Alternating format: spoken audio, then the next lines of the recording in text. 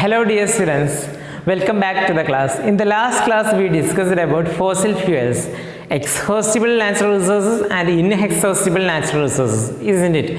What were the examples for inexhaustible natural resources? Inexhaustible. Sunlight, very good. Air. These are the example of inexhaustible natural resources. What in the case of exhaustible? The forest, vegetation, that is vegetation, or we can say coal, petroleum. These products are exhaustible natural resources. And we told what is fossil fuels to the fuels that are formed from the dead remains of plants and animals. They are called fossil fuels. Today, let me tell how coal is formed. So there is a story behind the formation of coal. That is about 300 million years ago. See, it is million years ago. So about 300 million years ago, our planet was almost filled with plants and animals, isn't it? Humans were not so much in this area, and also there were no buildings or such like anything at that time. So it was mostly covered by dense forest. More than animals, it was covered by dense forest.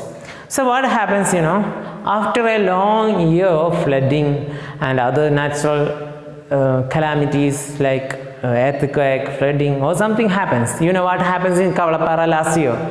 So when flooding comes, the soil will get washed away from a place and will be deposited over the low-lying areas. Low-lying means which are comparatively in the lower areas into the sea level. When we are comparing the area with the sea level, it will be comparatively low-lying area. So in these low-lying areas, they got deposited. So they got deposited over the trees, animals living there, mostly above the trees. Big trees will be there. Very large mass trees will be there. So these soil get deposited over these trees. So what happened, after they got buried under the soil, it will be very hot there. It will be not easy to stay under a loads of soil. So it is very hot there due to high temperature and high pressure. It will be high temperature and high pressure when we go deep into the earth. So due to this high temperature and high pressure, they got converted into some other things. That is, they actually got converted into coal. These dead remains of the plants got converted into coal. See, and this process by which the dead remains of or the vegetation that is converted into coal or carbon, this process is called carbonization. Coal is actually a form of carbon.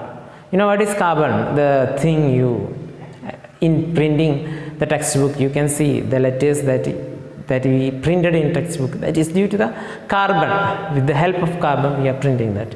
So this black substance, that is carbon.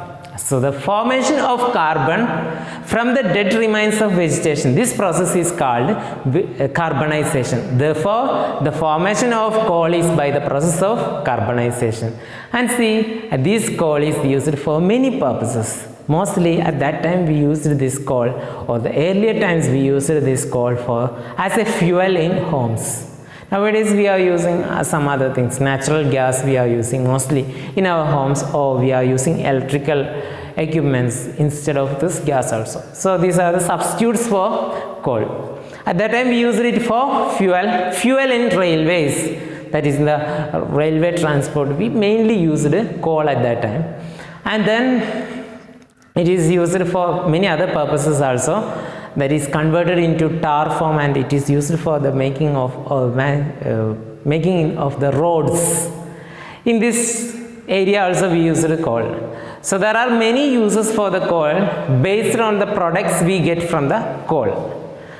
And when we burn this coal, it will burn in the presence of oxygen.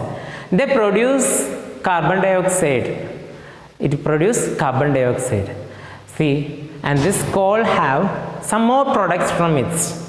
That thing we will discuss in the next class. What are the products formed from the coal and what are their uses? We will discuss in the next class. Hope it is very easy for you. Thank you for watching. Have a nice day.